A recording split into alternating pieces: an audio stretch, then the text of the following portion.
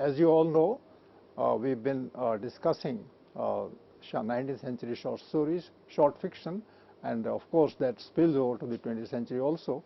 But today's author that we discuss in the context of the short story is Herman Melville, one of the greatest writers that America produced, and he belonged to the 19th century. And his image is that of a person who is larger than life. He belongs to the category of Whitman, Hawthorne, and Mark Twain. And well, one doesn't know who is taller and who is more appealing, because 19th century, in fact, is the greatest century from the point of view of American writing. So we have Herman Melville. He is known as a writer of Moby Dick and Billy Budd, and he's a novelist, and he's also a short story writer. And his short stories would also, I'm sure, tell us about the grandeur of life in the 19th century America. I don't have to anticipate all these things because we have Dr. Richa Bajaj, who teaches English in Hindu College, Delhi University. So she'll tell us about some short stories written by him and one or two short stories in detail. And therefore, I straightaway request Dr. Richa Bajaj to start talking about it. I would like to know, for my own information, regarding his role as a short story writer in the 19th century, how many short stories he would have written, and whether they had the same kind of appeal that was there in his novels. So maybe I'm curious about it. So if you could enlighten us, me particularly, then I would be grateful. Please begin. Yes, thank you, Professor Prakash. I would like to discuss today Melville as a short story writer, of course, and put him in the context of the larger 19th century American short story and how it is distinct and how it was still coming of age in that sense. I will be focusing today the story Bartleby the Scrivener, a story of Wall Street. So we'll begin our discussion with Melville and Melville's aesthetic of the short story. Putting in context the American short story in the 19th century, and then take the discussion forward to Bartleby the Scrivener. So that's an overview of how we plan to go about this lecture today. To begin with, the aesthetic of the short story was still developing actually in the 19th century, and novels were being serialized also in magazines. So they also took a kind of a shape of the short story itself. So I think that the genre itself received a kind of a boost in the 19th century, because often often writers were, you see, in America it was different as compared to England or Europe, because America was very self-conscious about its own literature, because it was always looking towards Europe for inspiration and for good literature. So America was actually very self-conscious in the 19th century about its own identity and purpose. So it required writers to build that identity and sense of purpose for the country, and the kind of potential that it saw its own region. Often writers took European writers as their models, English writers as their models. So in the lack of this kind of American writers, the 19th century literateurs particularly felt that they had to build new tropes and new myths around America. And patriotic writers, for instance, like Walt Whitman, including Herman Melville, often urged fellow writers to look within the country for inspiration and not look outside, without. In fact, Melville at one point declared in 1850, and I quote from one of his works, that let America first praise mediocrity, even in her own children, before she praises the best excellence in the children of any other land. Unquote. So there is, I think, a sense of self-worth and a sense of optimism that all these writers had, and they found that their own even if your own literature is mediocre, then praise that literature before looking for excellence in Europe. How do you think of this? No, actually, it's a very good point you are making, that America at that time was searching for an identity, and you say that it was overawed by the influence of Europe from where people came. Right. And they settled down in the country, and then they had to tell others that they would talk about the American experience. So right. It's a good point, and I believe that this will give us a kind of view of the short story. which would be distinct, as you say. It might have its roots in the 19th century European writing, but then it has to be American also. Right. So that's a good point. Yes. So I think this is the larger point of 19th century literature, that it's trying to build I mean, in fact, Whitman's entire work is based on this sense of identity that he wants. He says, I'm writing this poem, so the subject of my poem is America. So similarly, I think all these writers are trying to capture a kind of a spirit of America, something that could be called American literature, and was not a sort of a fake copy of the West, or a fake copy of Europe. So I think that is at the center of this enterprise, and how they were going about experimenting with different genres at the same time. Is he not laughing within himself when he says that he is going to praise American mediocrity? You mean Melville? Melville? No, Melville says that it's important to praise mediocrity in your own child before you praise excellence in. So I think that's a sense of patriotism that they're trying to build. How do you react to that? No, actually, Melville is supposed to be a very serious writer, but here there is a joke hidden behind it. And the story that you have chosen also is a very humorous short story. It's a short story that is full of jokes about oneself. So that kind of a thing it can't be easily associated with Melville. But then this Bartleby, the scrivener, I read the story myself, and I laughed my heart out as I read it. Because the way this person mimics somebody, and then he has to be serious and all those things. Bartleby I'm talking about, and then Melville comes in a different form in his short story. Do you think so? So I think because the short story has, because there is limited space, and brevity being the soul of the story, really, Melville is trying to build. I found, particularly in Bartleby, the scrivener, I found that the story was so suggestive, and in fact touched on the effects of capitalism of the 19th century, and evoking the tragedy of Bartleby. That this is a sense of, you don't know whether to see Bartleby as a person or as a metaphor for capitalism, and for the kind of chilling effect of capitalism that it has on life itself. So and to see greed in its own form. So I think this story particularly this story is something which is which is more suggestive, and things are hinted at, and not really, there is no rationale behind it. But I think this is also the beginning of that kind of absurdity that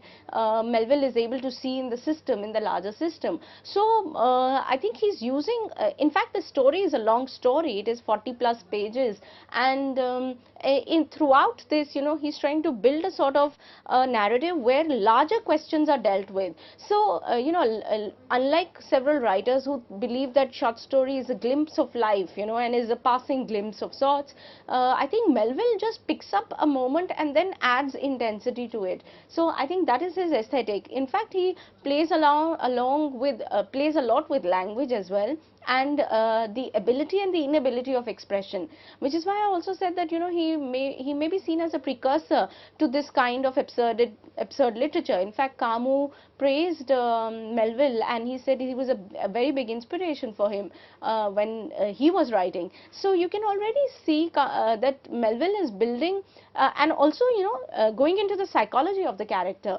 This is also something that I felt that he was able to do pretty well in a short story, given the short time that it and this limited space that it has. You also said that he is experimenting with English. So is he trying to evolve consciously or unconsciously the American English?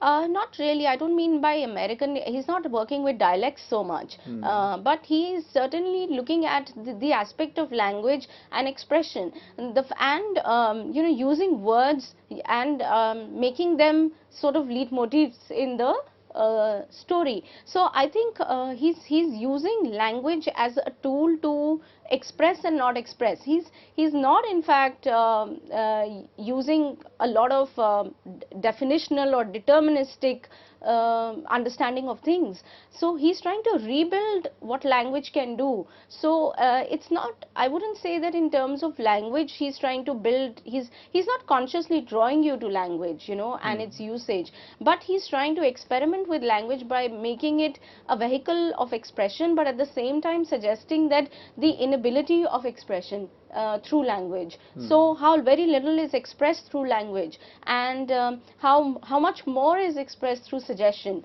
So I think in many ways he is the precursor to those modern writers who who use it in the 20th century, this kind of an idea of language and expression and the inability to express, you know. So I think that is what he's trying to capture in the 19th century itself. So if you think of his age, really you find that Melville is born in 1819 and he's there till about 1891. So he's there for the entire, almost the entire century. He's lived out. He's witness to the incidents in America throughout the century. And a period of turmoil, really, you know, think of it. So there are these contradictions and ambiguities that he taps into, and then he uses them again vis-a-vis language, you know, how ambiguities are tapped. For instance, there is a larger narrative of the you know, at the beginning of the century vis-a-vis the, you know, the individual's free will and the freedom to choose, the freedom to, you know, the right to liberty, the right to expression, and the growing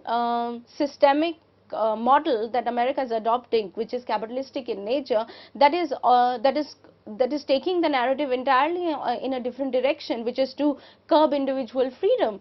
So and it is to curb human expression, it is to curb human potential, and limit oneself to the hours of work, for instance, and to become mechanical. So you know, there is a sense of beauty about human expression and will, which was evoked at the turn of the century with America's independence and the Declaration of Independence and so on and so forth. And there is this other contrary narrative that is overwhelmingly taking over the 19th century life in America. So I think this is the contradiction that he's trying to build. He's grown up with this kind of idealistic sort of a setup and this kind of vision of new America that is also formulated by Whitman. But very soon, by the time he reaches 1850s or so, he's already writing stuff like Bartleby the Scrivener, which is intense and almost tragic towards the end, you know. So I mean, tragic in the sense that Bartleby dies and you know, he meets his own tragedy because he's unwilling to you know, submit to authority. So there is a sense of rebellion and a kind of a passive rebellion that you find in Bartleby's character. So I think he's playing along with these attributes, and by 1850 you already know that America has seen a couple of changes, seen a lot of riots have begun, workers have begun to you know, fight for their rights, to protest, and so he was witness to all these. And we cannot forget that 1848 is when world over Karl Marx comes out with his Communist Manifesto. So already the world over, I think workers' organizations or workers' movements are coming to the fore, and there is this kind of a deep sort of set anguish and pain that you know, that is being felt by the common people, you know, the white collar jobs people who are mechanically dealing with the effects of industrial revolution that America sees. So I think this is something it's a huge topic. It's a historical sort of a movement, and it is something which has a social, political, economic dimension. But you know, Melville is able to produce it in the story in a very subtle manner. In the beginning, you also used the word optimism regarding the American literature. So they were searching for optimism, and it was being threatened perhaps by the forces on the opposite side. So that kind of contradiction that you talked about? Yeah, I think the contradiction that I'm talking about and the optimism I'm talking about is the optimism comes from America's you know, ability to unite as a nation and to come together and to win the war against the British, you know, at the turn of the, by the time you reach the turn of the century, the 19th century, you already have, industrialization taking the country forward, and the railroads being built and industries being set up, and farming on a big scale. So America is no more that barren land that it once used to be. So it has become fertile. There's a lot of potential in the people. There are large scale migrations. People are joining this country. So I think it looks towards the future in a very optimistic manner, and a lot of writers therefore believe in this kind of optimism till the effects of industrialization begin to show on the lives of people and create a kind of a psychological breakdown in their lives, where they no more have control over their own lives, and they've become in a way just cock in the wheels. So in that sense, I think they are trying to come to terms with the new reality, and some of them perish like Bartleby does, and the others just join the rut. But they are all ticking bombs really. They are all at the edge of their lives, and they're not able to control things. And again, what Melville is not able to do through language, he does it through gestures. For instance, in Bartleby's story, there is a character Turkey who keeps spilling ink. It's a sign of restlessness. So the writer is not telling us anything about his restlessness, but there is a sense of that he's always at the edge. So there is a sense of the characters who are restless, who are disturbed, and he just touches upon these characters and their lives and doesn't go beyond them. So I think the short story therefore is more suggestive than a novel, because one, there is little scope to go into that suggestion, but two, also that it leaves scope for interpretation. And this story has been particularly interpreted from various point of views by critics, simply because Melville refuses to give explanation to that suggestion, and therefore leaves it there for readers to make their own sense of this kind of inexplicable rebellion or inexplicable behavior of characters in the story. I think that's so the story itself was being looked at and experimented with in the 19th century. For instance, Edgar Allan Poe found the achievement of the short story in its ability to produce what he called, and I quote, the unity of effect and impression. So, unquote. He said that the story had to produce the unity of effect and impression, because for that 1 hour when you are reading that story, or a couple of hours, the writer has the reader in one's grip entirely. So there is the unity of effect, it is not prolonged, it is not delayed. The effect that is produced is contained within that moment. So there is, for Poe for instance, there is this unity of effect and impression that only a short story or a short tale could produce.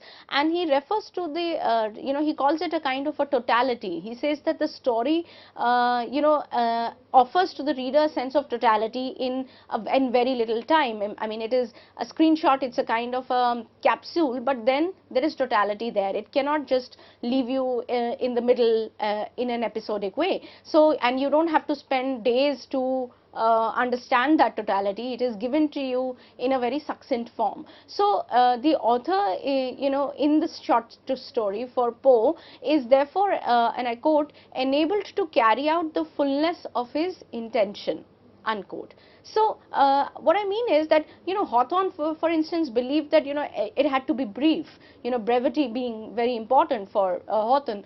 For Poe it was about the, the ability to provide a kind of fullness of one's intention, what is intended by the writer, and to be able to put it with the unity of effect in totality before the reader. So I think these writers were also constantly experimenting with the form of the short story, and what Melville does is to make it more suggestive and to leave it open for interpretations. So that's his mark on the short story, that right. It's not supposed to be very short, right. It has not to be very pointed, and that it talks about the process, and it's open-ended. Right. So that's his contribution to the short aesthetic of the short story. And that he uses a lot of these symbols, and he's very good with using a lot of symbols, and because he keeps repeating certain words and phrases, they automatically turn into something more than they are meant to be. Even descriptive words like a wall in the story seem to have more meaning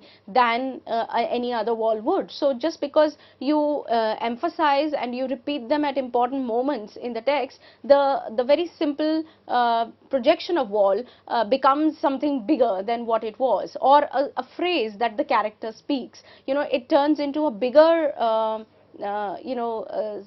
symbol than just an expression or just a phrase spoken by the by a character. Would you call the short story moving towards poetry then? It's more poetic, more symbolic, more suggestive, as you say?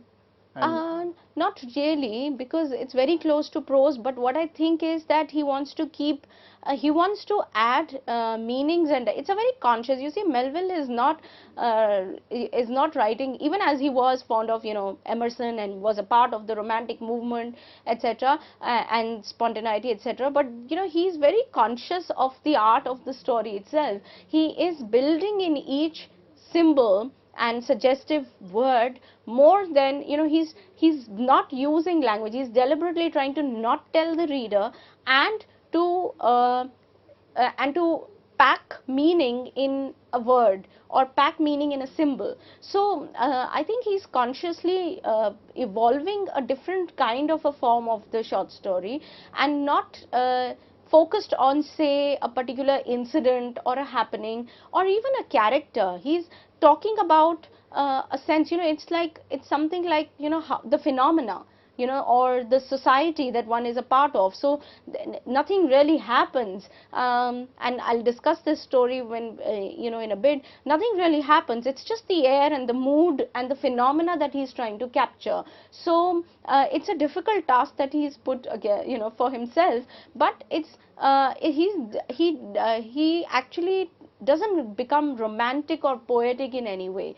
He tries to draw you back to the very mundane and the very detailed aspect of life. So it is realistic in that sense, and not romantic, I would say. Or what about short story in his hands being actually a short novel?